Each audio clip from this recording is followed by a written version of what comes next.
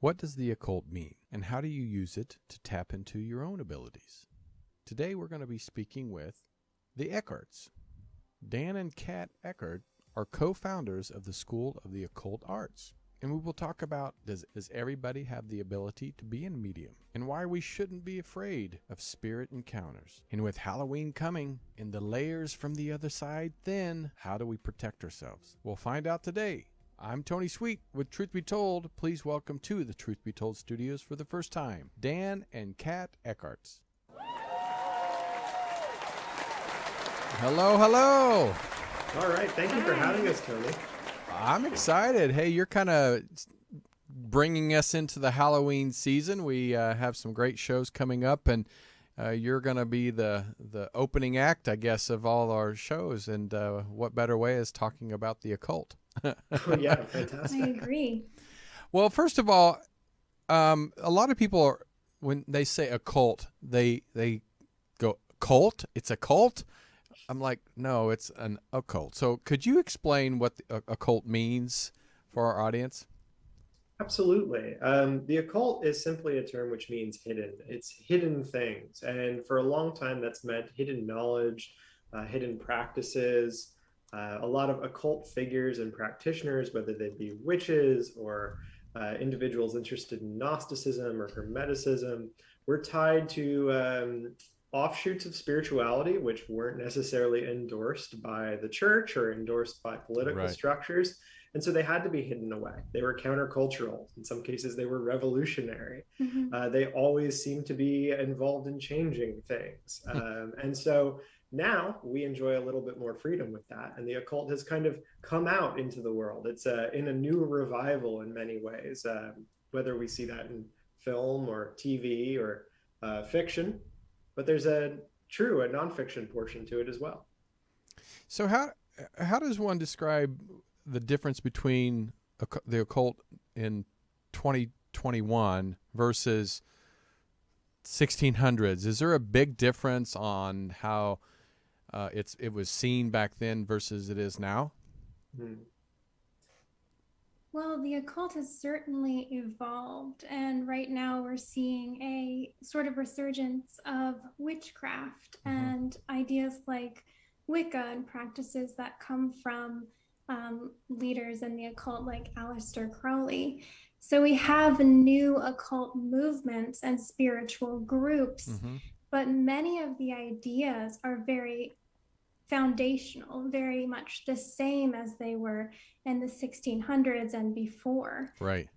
Hermetic ideas, really. Yes. When we look to like the origins of the occult, if we can call it that, but when we think of like the 1600s, or like with séance, the mid 1800s and 1850s, a lot of occult ideas were around the expansion of the person, the selfhood, the expansion of selfhood, and if not working one's will in a vital and personal way, certainly changing the fabric of society to be more open, to be more involved with pursuits of consciousness and spirituality, and finding yourself in yourself through a journey of some kind. Today, of course, with the access to the internet and things like witch talk and these kinds of explosions of internet access, we also now have explosions of access towards material like books, which would have been very hard to find in the 1600s, the 1800s, even the early 1900s. So there's a lot more discourse and discussion, and you're seeing these evolutions from like witchcraft, like Gardnerian witchcraft or Wicca, which was built out of kind of this pagan revival, into things like eclectic witchcraft or chaos magic, and this idea that we can kind of pick and choose the best pieces that work for us. And it's about the ritual and the psychodrama more so than the arcane artifice and art of the occult. Well, one good point, in fact, Renee in the chat room asked, every time I hear the occult, I think of the word Satan or Satanist. Why is those two, a lot of people think that? Why do they think that's a connection? Because to me, you know, Satanism, and I've interviewed a priest from the Church of Satan before. I mean, I like I said, I'm open to learn from every part of it. But then the occult, it does kind of have a bad rap in some ways. So first of all, how do they entwine the two, the differences between the two, and then why do you think the occult gets such a bad rap? Well, I think in the early days, and when I say the early days, we have to decide what that means, right? Kat is right. Language is tricky. So if we're talking about the 1600s to like the 1850s and these kinds of ideas of diverging from the church or diverging from official doctrine, Right. You were at risk of being painted as a tool of the devil. Right. Anyone who didn't fall within orthodox religion or orthodox political views were certainly painted as a tool of the devil. They were undermining the greater good. They were undermining Christianity. They were undermining their political structure, the king. When we move to more recent culture, there's an element of who are the luminaries and how are they gaining press? So when we look at someone like Aleister Crowley, some of the things he's talking about as far as witchcraft are concerned were not necessarily evil or wicked, but he knew the way to sensationalize things was to claim that evilness and wickedness because it got his name in the papers and it made people know who he was. Similarly, we see like Anton LaVey, the head of the founder of the Church of Satan. He couldn't really care whether it was Satan or whether it was, Bozo the clown. Right. He wanted something that was the most attention grabbing, right, the most hit you in the face of the counterculture of the 1960s.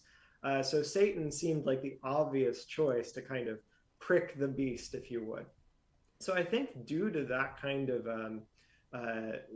leaning into kind of dark tapestries and devil horns and sensationalism leads us to a place where the occult is widely considered to be involved with satanic ritual or worship or what have you. Right. When a lot of occult teachings, for example, come out of esoteric Judaism or esoteric Christianity, it often surprises like baby witches on Witch Talk how much Christianity is baked into a lot of magical practices. And that's something that a lot of new practitioners coming from an ex-evangelical viewpoint have to grapple with because they're leaving that. So then to come into something that still has that in it is a conversation.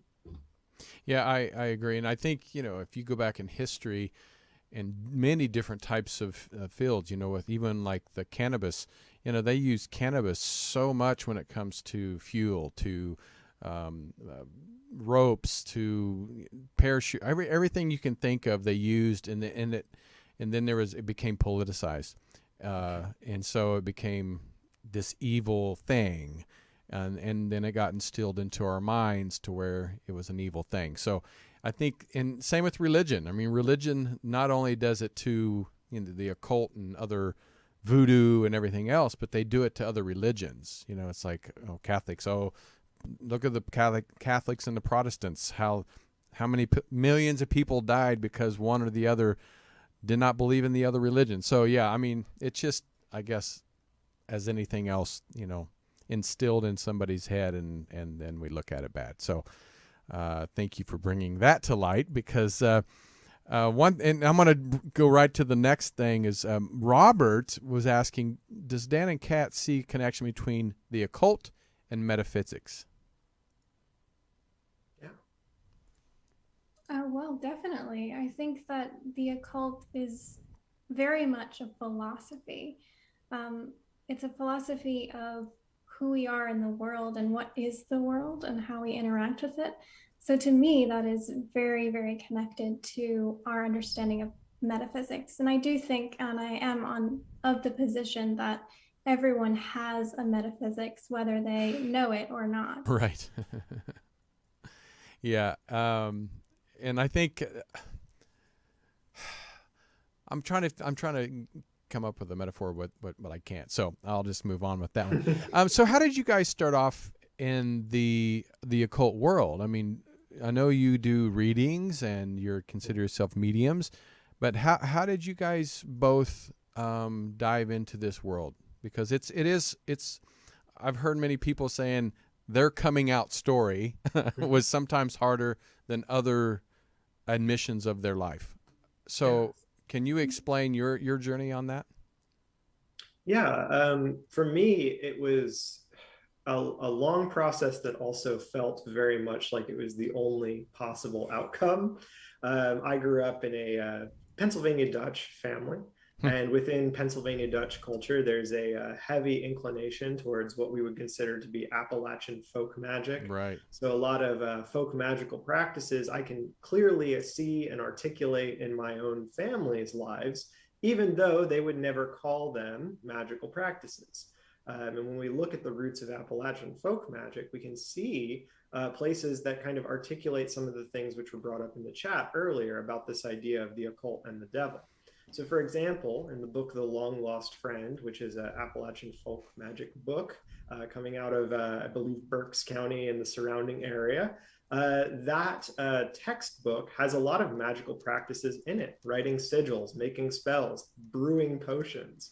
But instead of using, the devil's name or as an incantation, we simply say Jesus' name 3 times, and that makes sure it's not actually a spell. It's, that way it's sanctified. But it really, at the fundamental level, is still magic. So although my family immediately did not consider themselves to be Appalachian folk magicians, I was aware of some of these ideas. And then I grew up in the haunted house. So there was this concept of spirits and these things that I was wrestling to deal with. While my family was very, very fundamentalist Christian and evangelical, I wasn't left with a lot of resources to figure out why I was having some of the experiences I had. In a very religious world, like a fundamentalist perspective, there's only heaven and hell. So if there are ghosts, then what are they except possibly demons?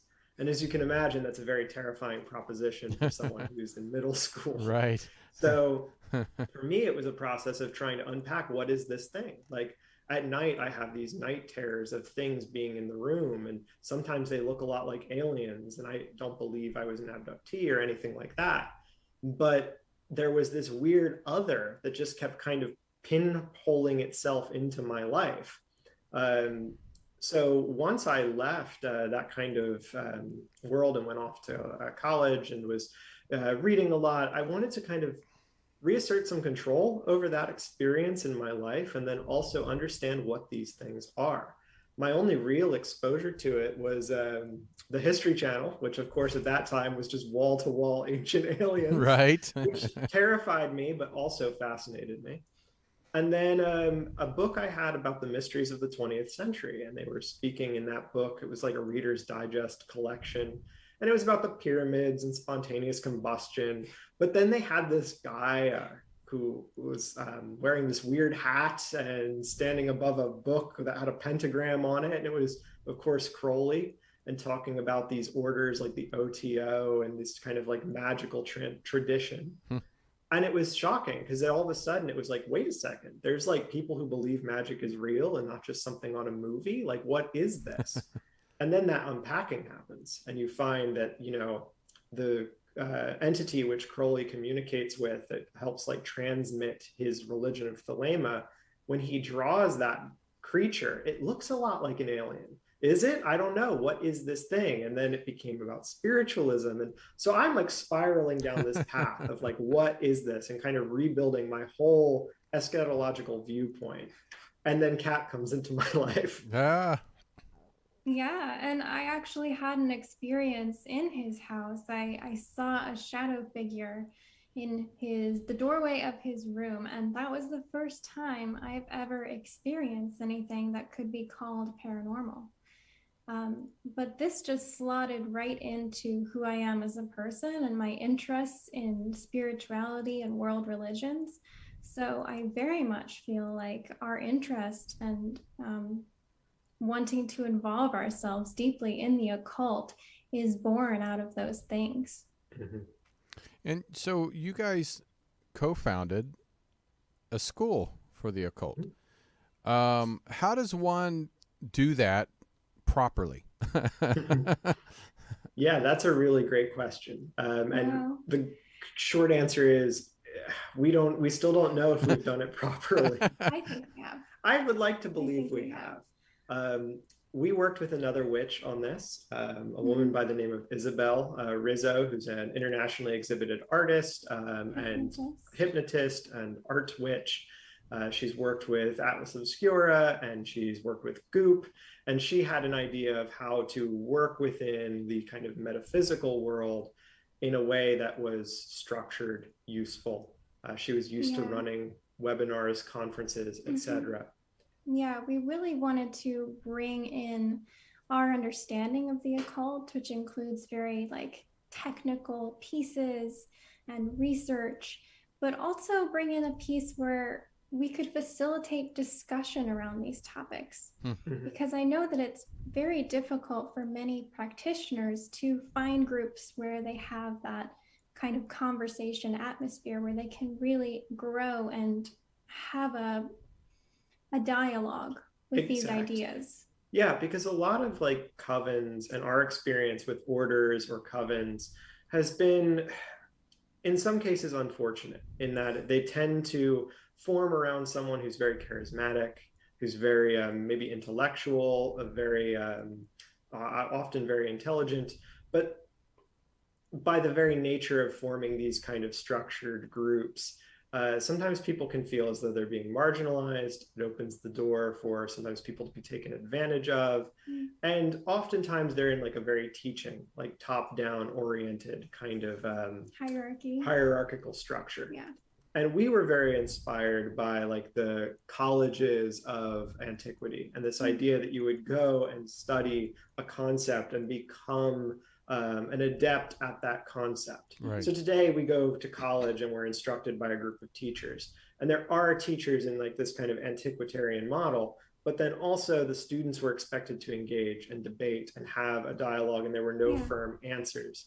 And for us, that felt so aligned with esoteric and occult practice, especially when you have an eclectic witch, a chaos magician, a thelemite, someone who's interested in Kabbalah. They're not going to come at magic from the same place. And I don't think they should. We should all have the ability to converse around what is magic, how does this work, why does this feed me?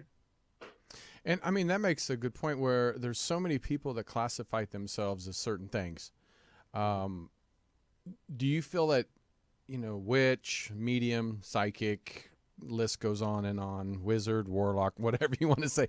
I mean, can they pretty much be all classified as one kind of gifts, or does each one do have different gifts than others? I mean, because that kind of goes into a question of can anybody do this? But how does one determine who they are? Through their abilities. It's hard to understand that sometimes. Absolutely. Well, we didn't always see ourselves as mediums. And it was really our experience with the séance that brought us into even believing that this was possible for us. I know growing up, having sort of these odd experiences, you can kind of brush them off as, oh, well, it was just whatever. It wasn't me having some sort of communication with the other side.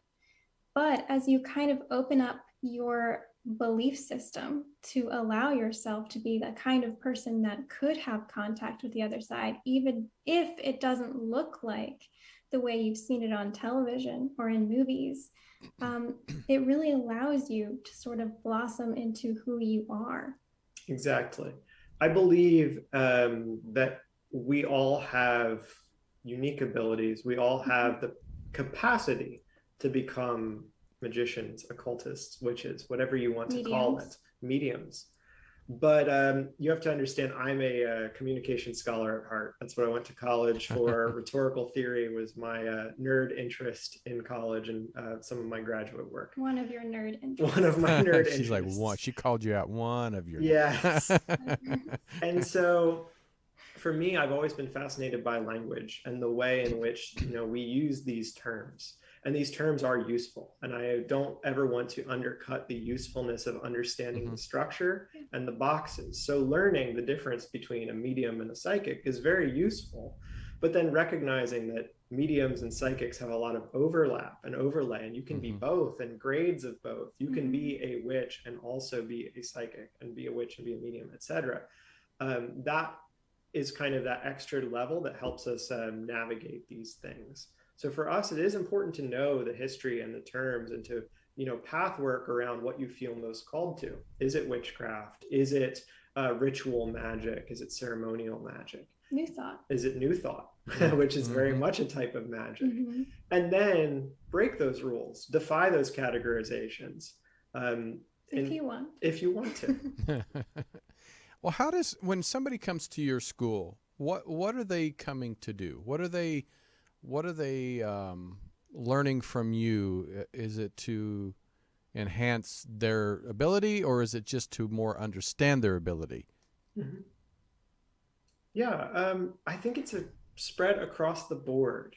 Yeah, it really is. We've tried to have a lot of different subjects, divination being one of the more popular subjects. But mediumship and spirit communication is really kind of just a component of that, which is really interesting.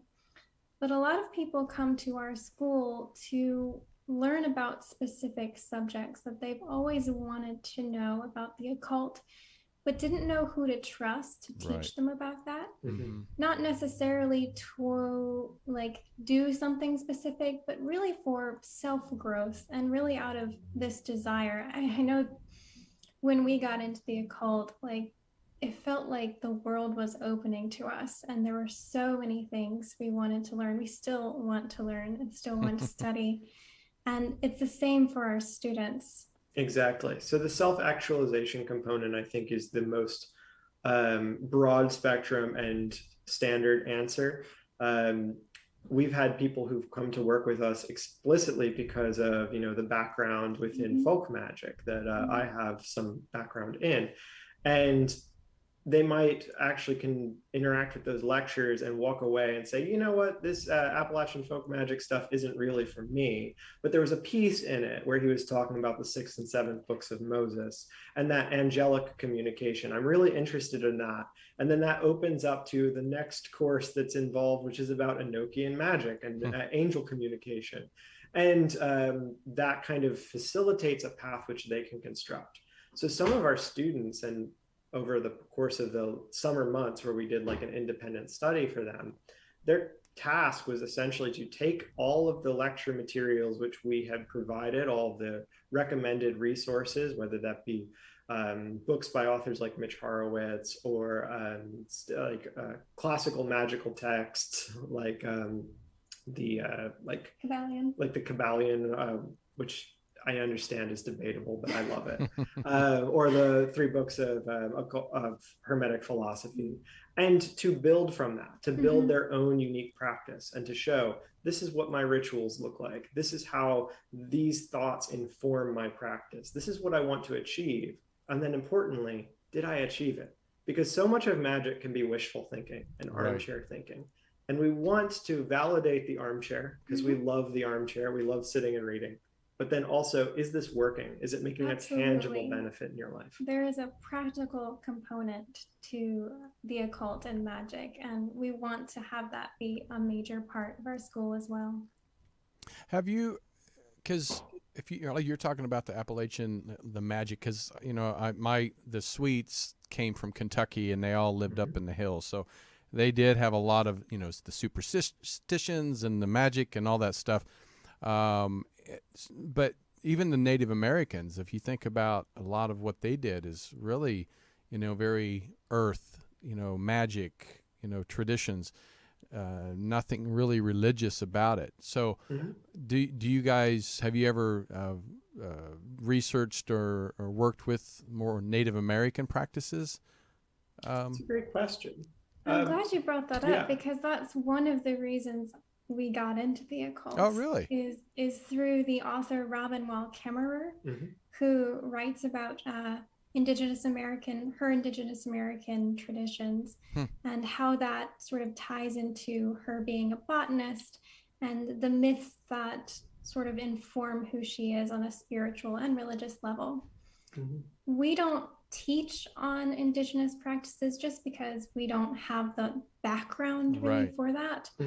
But that's kind of the place where we would reference other teachers who are more adept and prepared to explain these things. But exactly. a lot of the occult really does come out of more nature-based religions, more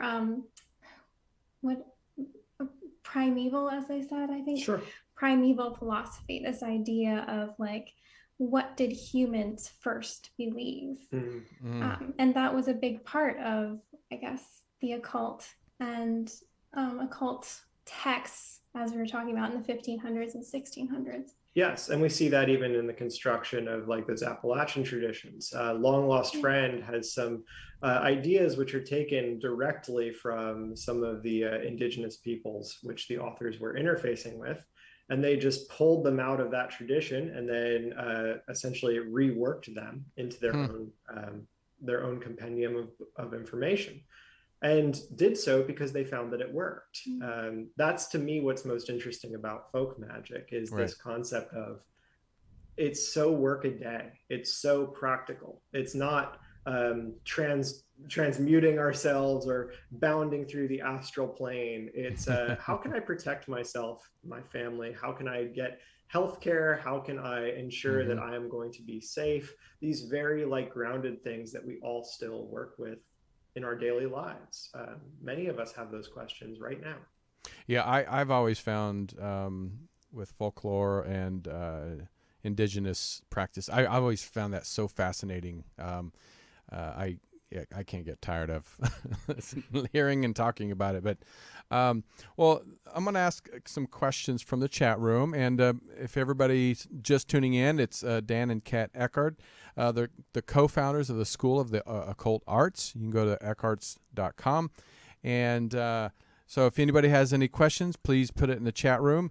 And Amisha asked, can we hear about some of your own paranormal experiences? I know we heard, Dan, about your experience in your house, but have you had other experiences where maybe when you quite didn't understand who they were, but it did put you on edge, where it wasn't quite comfortable? And same with you, Kat. We are very lucky or prepared in that we haven't had many. I don't know if we've had one very negative paranormal experience. Now, we've had experiences where we've been surprised. Yes. And these often sort of come around our séance work. And I don't know if you want to speak to the time that we did a séance in a friend's house and then afterwards. No, you can go ahead. I've said half of it already. Yes. But we do online séances. And so there was 1 month where we had to do it at a friend's house rather than where we live. And so we didn't have the normal time that we normally take to prepare the room. Now, we always bring things to protect ourselves, and we kind of have a break glass in case of emergency kit on hand. So this is one of the kind of weird experiences where after we had wrapped up our seance and everyone had, gone home from the Zoom, I guess, we kind of settled into our space and we said, things are different somehow. And I didn't actually see it, but Dan said he was walking around in the basement of that location and he saw something. It wasn't like a shadow person. It was a figure of some type. And so thankfully, Dan and I have been through so many experiences like this, and we know that our world is paranormal. He didn't panic, but immediately, and this is what's so great about the occult and magic, he had the tools he needed in order to banish right then and there. Exactly. So that experience was resolved through some incense that we have on hand, which is we use dragon's blood incense a lot because it is very good for banishing and expelling entities, energies, what have you, that attach themselves to a space. And we used that, and the situation resolved itself. For us, it was kind of a reminder to remember to set your circle before you do your seance. Remember to close everything out properly the way that you've learned to do so. But most recently, we were actually on the front page of the paper for intervening in someone else's paranormal experience. They have a business which is in an incredibly old building. It was built, well, incredibly old for the United States. It was built in 1755, and it had a recent addition in 1865. So this is an old space. It has been investigated multiple times by multiple paranormal investigation teams. We've been in the space very frequently. In fact, one of our first experiences there, we felt as if there was a presence of a woman, probably late 1800s, early 1900s, who presented herself as under the name Harriet. And then a week or two later, there was an investigation team in from Gettysburg, Pennsylvania, and they had a psychic medium with them who came in and said, I feel like there's a woman here named Harriet. So it was this a beautiful moment of like affirmation. Right. But over the course of the pandemic, the owners of this location started to see a rise in haunting activity, a rise in uncomfortable activity. They were aware that the space was haunted. They had heard footsteps on the second floor. It was very much presenting as a playful energy. And so they used to tell people about it, and it was kind of a joke, an uneasy laughter, that kind of event. But over the course of the pandemic, those like footsteps on the second floor turned into stomping and banging, turned into doors slamming. The door to the attic was constantly being slammed when no one was in the second floor. Things were being misplaced, objects were being hidden and found like on a table right in front of them where they had searched upwards of 5 to 6 times. And everything kind of culminated then in this incredible like temperature fluctuations for the owners. And then an evening where it's a bar, the bar area on the first floor, their staff went, shut everything down, turned out all the lights. We're driving down the street and saw all the lights on the second floor turn back on. They went upstairs, turned off all the lights, got in their car, drove away. And the shop owner from across the street called them and said, there's someone on your second floor. There's someone who's in the building, who's in there. Of course, there was no one in there, but the shop owner across the street swears she saw a figure walking around on the second floor. So they asked a group of mediums to come and see if there was anything they could do within the space. Paranormal investigation team, a medium, and a remote viewer from California all attempted to clear the space, and the haunted activity just got worse. So the owners called us. They knew us from our work within the town. They'd heard about us. And we expected that it would be a short experience. We expected to go in and basically, honestly, find something mundane to be a responsible, solution. And then if there was spiritual activity of any kind, to burn some incense, to ask the spirits to politely leave, and they would.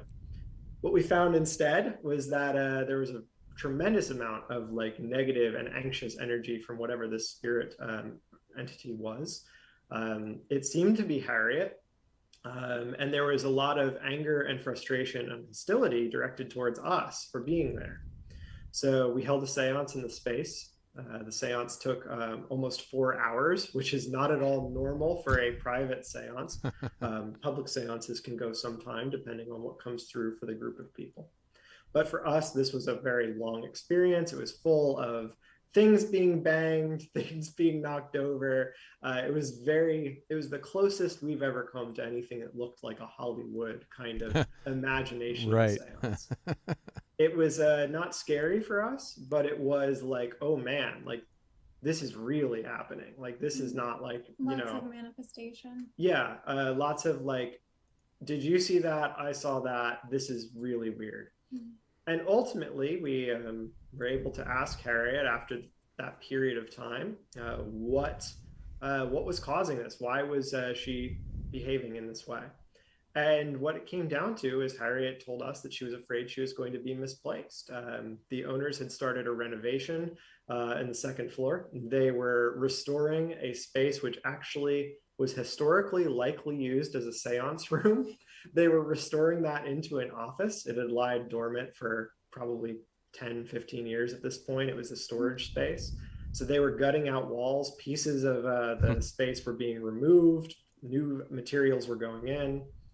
And similarly, because of the pandemic, there's this introduction of anti-structure.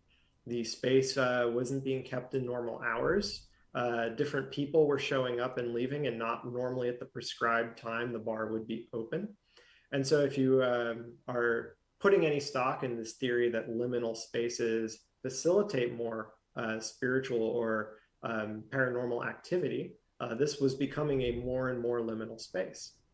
So to resolve the incidents, what we did was we made a space that was just for Harriet. We assured her that there was nothing, that no one was trying to replace her. We tried to explain what was happening. And then we had the owner, who again, it's a distilling company, a bar.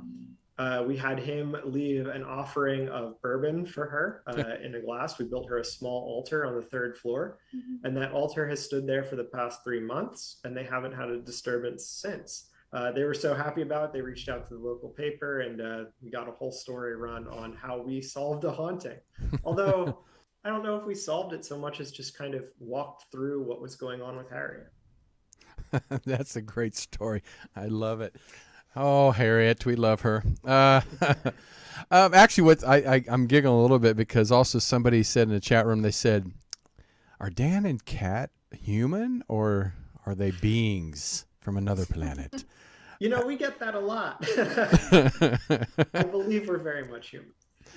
What do you think about the walking among us with aliens or hybrids or even spirits that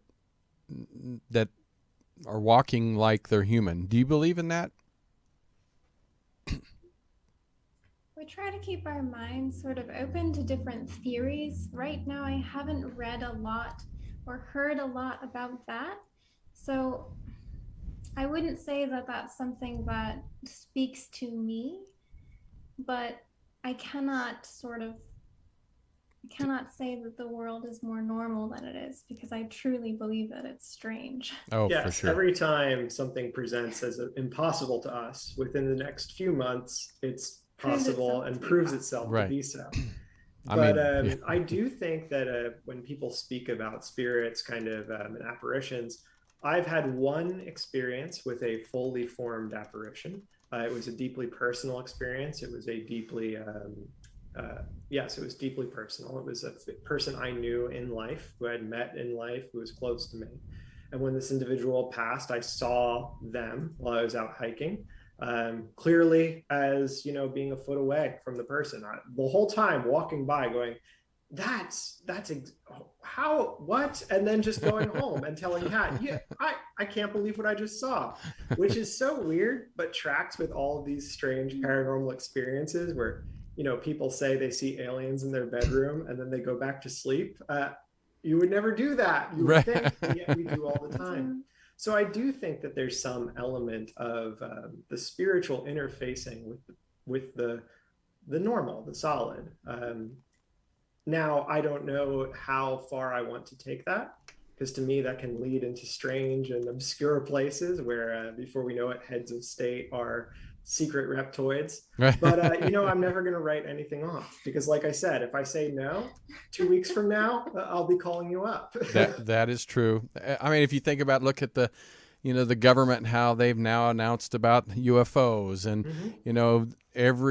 seems like every 6 months they're finding a new type of human species. So I mean, there's so many things out there that was so unbelievable 20, 30 years ago that now is reality. So it's hard to ever say something's not real. So it's true. It's something that Kat and I always like to remind people, is that the paranormal, the supernatural, are only paranormal and supernatural because we haven't figured out how exactly they manifest on the materialist way. We haven't proven them with some sort of materialist science. I'm currently in a study right now on mediumship that's funded by the NIH, that's through an accredited university, and they're trying to figure out why I hear voices when I'm working in séance. Now, if they find something in my brain, that's going to be incredible. Right. But we're at the cutting edge of that right now. We're pushing the boundaries. And so that leads us kind of into, now it's the Halloween season, but mediumship and psychics go way beyond just Halloween. I mean, that's just, the industry making up something to sell some candy and other things. But, paranormal is 24/7, 365 days a year. So, so when you do a seance, and you said, you have to go in with protecting yourselves. Mm-hmm. How can a spirit, because we're talking about the safety of communicating with the spirit, how do you safely communicate with the spirit? Because spirits, you hear about demons, and you hear about poltergeist, and you hear about ghost, and there's different versions, and some are demonic. So how do you protect yourself going into a seance, and how do people that don't have people like you around, how do we protect ourselves? Well, we like to have multiple strategies of ways to protect ourselves, which include material things like talismans and salt that we have prepared especially. But we also use our minds, really. Yes. We know that when we are going to have a seance, it's best to sort of understand who we're interested in contacting, and what experience we really want to create, especially when we're working with a new group. Right. So whenever we are doing a seance, the first thing we do when everyone is there is really kind of get to know the group, to understand what experiences they've had before, what they might be nervous about, and really right then and there to allay their worries. And if they have something specific they're nervous about, maybe we won't do that at all. There are so many ways to engage with spirit. There are so many different techniques that we can really choose what is going to work with us, what is going to work best for the group, and also the spirits that we're contacting. Yes, we view seance as ritual. That's how we came to it. We are not spiritualists, although we appreciate a lot of the work the spiritualist and spiritist movement did for mediumship and for mediums. But we view it as a ritual. It's a ritual of intent. And so, as Kat says, a lot of protection is really a mind space game, and kind of diffusing some of the scariness, some of the anxiety, some of the things that will cause an experience to rapidly spiral out of control. For us, that's affirming for everyone that you are in control of your space. Nothing should be in your space that you don't want to be there. And if it is, there are ways that you can end that. Sometimes it's as simple as saying, no, you're not allowed to be here. Sometimes it's bringing in some incense or some cleansing techniques or tools, all of which are very readily available. Dragon's blood incense can be found, it seems, almost at any Whole Foods now. So you should be able to cleanse a space if you feel you must. And then also disabusing and removing the myths that scare us. So, for example, Kat and I do not use Ouija boards in our seances.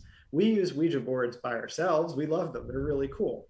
But we also understand that for many people, that experience is loaded by television programming, by scary slumber parties where no one knew what they were doing, where older brothers or sisters were playing tricks on each other. So we know that most people are going to be afraid of the Ouija board. We're not even going to bring it into a seance. Yeah. What we will do is bring in a crystal glass and use it as a planchette with alphabet cards or tarot cards, and ask spirits to send us messages that way.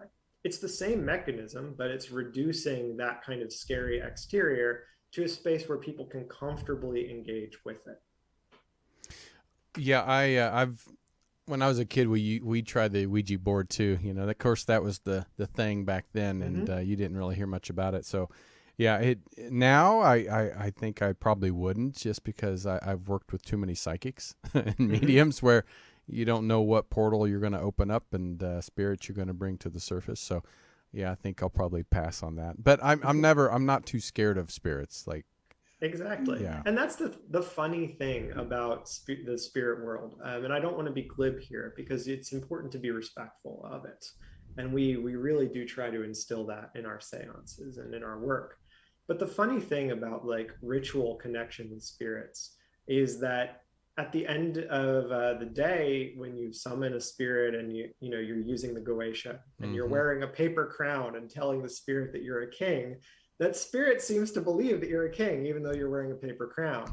Or you can bind a demon to go and complete this task, count all the grains of sand on the bottom of the ocean. And there are these things which we build up in our minds as these terrifying, like, oh, it's going to be the exorcist. And then there's this element of kind of lopsided fun with the whole experience that to me is just like the paranormal in a nutshell. Oh, that's funny. Okay, so we only have just a few minutes left. What do you think your ultimate goal is by creating your school? Is it just what is your ultimate goal for your school? Well, we really want to empower people. We find that knowledge is power, and you just don't learn about the occult in school very often. No. And I find that learning about different ways of thinking and different perspectives can be incredibly freeing to people. We don't really know how many sort of paradigms and beliefs and worldviews that we're caught up in that are kind of holding us back from becoming our highest selves, really. And we may have heard this phrase many times, but I think it's valuable to think about. And that is really kind of the reason for the occult in and of itself, is for everyone to be able to grow into their highest expression. And that's a very lofty goal, and it will take more than just us. Exactly. But also it is extremely accessible to the individual. Yeah, we want to equip people to engage with these topics and to know what does work best for them in terms of an occult exploration, in terms of that process of becoming the best iteration of you, the best version of you. But then also recognizing that the occult, it doesn't have to be scary. It can just be. It can literally just be. You don't have to decide to go and become a certain type of occultist or a certain type of magician or witch. There are many traditions that I respect and think are beautiful in their own way that do not resonate for me. However, there's also a component of how these things affect the real world, the lived world. There's that kind of conspiracy component that I want to tread very lightly around. But this idea that you see esoteric groups and organizations and people, figures, intentionally or accidentally impacting the course of history, and seeing the ways in which our lives are informed by these practices, much like my life is informed by an Appalachian folk tradition I had no idea about, was not taught about until I found the occult. It changed the way I viewed my family's history. It changed the way I viewed my place in the world. So we want to encourage everyone to have that moment. Well, people are gonna. Time is pretty much gone, but where can people find out more about like upcoming events and all that good stuff for not only the Halloween season but other times of the year? Yeah, we're at the Eckharts.com, and we're also at the.Eckharts on Instagram and at the.Eckharts on TikTok. But we have all of our materials on our website and on Instagram. We are very active there. And then every month we hold digital sessions, group readings, where we'll do a group mediumship and facilitate that. And then we have quarterly enrollments for the School of Occult Arts. So this quarter actually enrollment just closed on September 1st, but it'll be opening up again just in time for the new year, January 1st. So you can begin the Fool's Journey with us there. You can get on the waiting list, and we may even send you some supplemental lecture materials in the interim. Wow. Oh, great. We should probably mention our séance coven as well. Oh, yes, absolutely. That's coming next month. Exactly. So October 31st, the séance coven will be accepting new members as well. And the séance coven is essentially a hyper-focused chapter or version of the School of Occult Arts, which focuses around mediumship and séance. It's psychic mediumship development. It lasts 6 months, and it will begin October 31st and last until Beltane.